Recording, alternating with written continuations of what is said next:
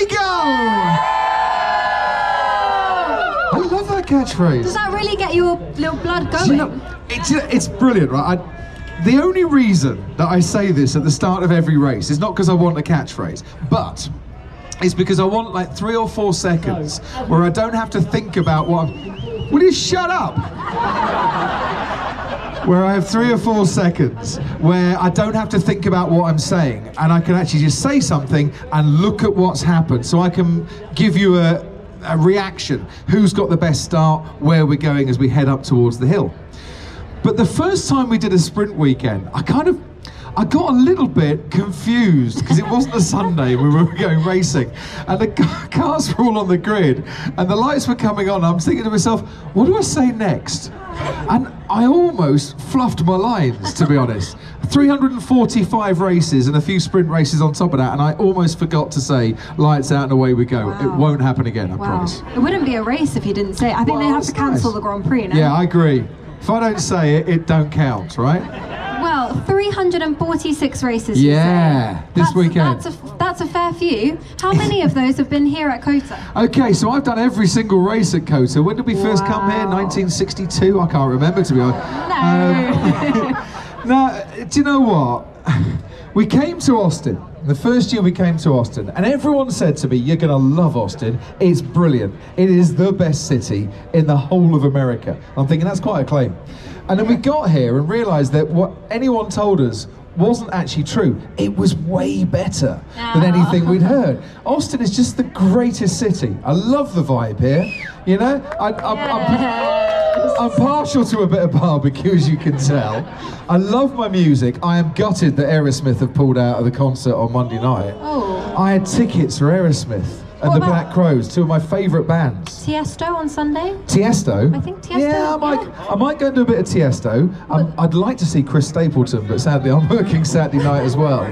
But twice now I've had tickets to see the Black Crowes in Austin. One got cancelled because of COVID, and one's now got cancelled because of Steven Tyler's voice. And I will see them eventually. But I love the gigs here. So one year I was here a week early because of F1 in schools, and I was hosting that. And I was walking across the bridge from the south of the river to the north, and I heard the strains of South of Heaven. Now you guys won't know what that song is, but it's a Slayer. Yeah. You can sing it for us. If no, I can't. I can't. It's a Slayer song, and I can't sing Slayer. I'm like, my God, Slayer are playing in Austin. This is brilliant. So I just went and saw Slayer in my favourite city in the whole of the US, and one of my favourite bands. And I just adore this place because every corner you turn, something different happens.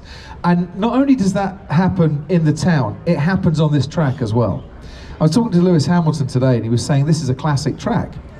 And it's a classic, it's been a classic from the get-go. He said, whether they thought about it when they designed it or not, I'm not sure. But what they did was come up with a brilliant track. I said, why is it brilliant? He said, because each sector, the 3 sectors, is all a little bit different, but it all flows into each other. And he's right, there's a great flow to this circuit. The run up to turn 1, I'm glad you guys are all here because you can see what turn 1 looks like, and it's blooming steep. I've run it before, and I needed oxygen at the top. And then you dive down into turn 2, and there's that wonderful, like Maggots Beckett's at Silverstone section, and it flows all the way up to the hairpin, and then you've got the long straight where you can go wheel to wheel and overtake. And if you don't get the overtake done, it doesn't matter, because you've got a great ending to this lap of slow corners where you can stay really close to the car in front. And so if you're in the position, you can take advantage in the next DRS zone, which is here, and get someone into turn 1 again. And it does flow brilliantly. And it gives us great racing, and it's weird. And Sean Kelly will come up, the stat man, in a minute and tell you the stats on this.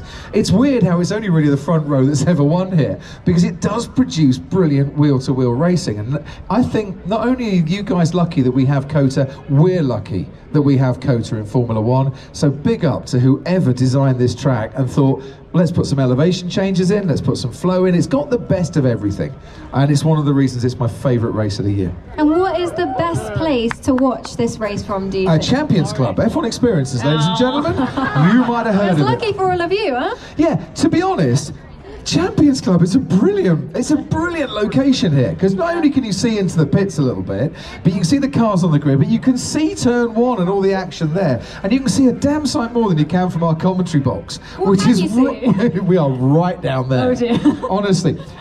So there's a building, see where the pit lane building is, yeah? And then right at the end, there's another little building attached to the media centre. On the inside of the pit entrance, that's where our commentary box is.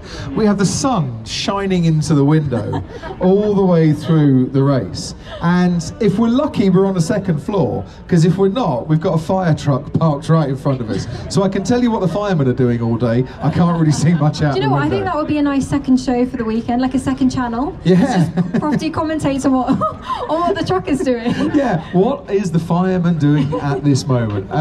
But that aside, there is nothing that dampens my enthusiasm for this place ever.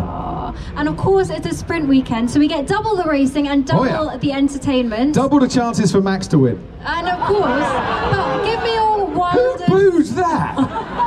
Oh, sorry, yeah, the Lewis Hamilton contingent over there. Yeah. Give me your wildest prediction for what's going to happen this weekend. Right, so, and I'm not playing to the gallery, I promise. Do you know what I really want to happen this weekend? I want Lewis to win. Yeah, I come from a small town in Hertfordshire in the UK. It's called Stevenage, yeah? It's home of the roundabout. You might not have heard of roundabouts, it's what American roads need, yeah? If you've ever been stuck at a crossroads, you know what I mean. So we need roundabouts, but Stevenage is the home, not just of me, but of the 7-time Formula 1 world champion, Lewis Hamilton. He walks the walk, I talk the talk, this is how it works. Dream team. Yeah, dream team. Stevenage boys look after each other. But he has been brilliant this year. He really has. In a car that has developed and changed so much that he has... Will you shut up? In a car that he has helped the designers and the engineers overcome its deficiencies at the start of the year, and has worked really hard with the team to get it to a place now where it's second in the championship, and Lewis can hardly believe that, given how it was at the start of the year. Now, there is a record out there that says if Lewis Hamilton finishes as runner-up in the championship without winning a race, it's the first time since Ronnie Peterson in 1971 that a driver's done that. I don't want Lewis Hamilton to be the next, recipient of that honour. I want him to win a Grand Prix. He hasn't won one for a while. Jeddah 2021 was his last time. Should have been Abu Dhabi 2021, but the officials get it wrong, and they did get it wrong on that night. There's no conspiracy theory, it just was the officials getting it absolutely as wrong as they possibly could. But still, Max had to overtake him, so let's not go down the controversy. I'm sorry I brought it up. I'm trying to overcome, get the therapy. Do you need a moment? I need a moment. Okay. And I'm okay now. No, but I want him to win a race, because he deserves to win a race, because he is still right at the top of his game. And I personally think we have in Formula 1 good drivers, very good drivers, and 3 great drivers. Ooh, yeah? Okay, let us into your secret. And my 3 great drivers, Fernando Alonso. Yeah. You only had to look at Qatar, when behind the safety car in the sprint race, Fernando Alonso is driving across the P4 box on the grid, because it's on the dirty side and he wants to lay some rubber down, so he's got an advantage for the next day when he starts there in the race. That's what makes a driver great, thinking outside the box, or in his case, for his box. You know what I mean? Lewis Hamilton, yeah? Who is my personal GOAT? Because I go with stats, and I go with the fact that he's won more, and he's got more podiums, and he's got more points, and he's got the same amount of championships as Michael Schumacher. And then Max Verstappen. And I think you have to put Max amongst the greats now. You don't win 3 titles in a row by coincidence and by chance. And only one driver has ever won 3 titles in a row for his first 3 titles, other than Max, and that's Sebastian Vettel, when he was driving for Red Bull. Yes, he's got the best car, undoubtedly, but look at the way he is beating his teammate, yeah? And Lewis, I think, always had more competitive teammates in his Mercedes years than Sergio seems to be with Max at the moment. But look how Max has raised his game since Sergio went to a race in Miami and said, I've got a chance of winning the World Championship. Absolutely. And Sergio's not done anything wrong necessarily. Max has just raised his game, and that puts him in the greats. Now, there are some very, very good drivers amongst that could be a great one day, but we'll wait to see. Ooh, What does the future hold then? Exactly. Who do Oscar you think Piastri could be one of those greats. Who do you think is going to win their first championship next then? Who's going to win that? See, well, this is the big debate, isn't it? And all you people wearing papaya, we have the Lando Norris fan down there. Yeah? Who? Lando. So you two, right? You need to have that chat because you're on the same side on that one. And there might be some Australians here that say, no, it could be Oscar. This is a brilliant chat and a brilliant conversation in the Champions Club this weekend. Who will win their first race? Who will win their first championship before the other in terms of Grand Prix racing? Lando or Oscar? Are these the two options? Well, it's a McLaren only chat on this one. Did you say Logan Sargent? Keep the faith. Because you got to believe. If you don't believe, it never happens. Man wearing an Aston Martin cap and an Aston Martin shirt with Fernando Alonso shouting for Logan Sargent, and they say keep Austin weird. Right. But Oscar has had a brilliant rookie season, and I've loved watching him, and I've loved talking to him as well because he's quiet, calm, assured, mature, 22 years of age, and I was not like that when I was 22, barely like that when I was 52, quite frankly. But he just has an aura about him that he sees all, hears all, says pretty much nouts, but when he does speak, you listen to it. And he's learnt at the hands of Fernando Alonso, and Lando has learnt at the hands of Fernando Alonso, and that makes this an even better discussion. Absolutely. As to who is going to end up the best. And I don't know what the answer is, but McLaren are really lucky they've got both drivers. We should all write it down, and then in 10 years' time we'll see who was right. Yeah. If then what do we think? In 10 years' time, Lando, Oscar, maybe Max, but he might have quit by then. Ooh. Probably not Lewis, and probably not Fernando in 10 years' time. No,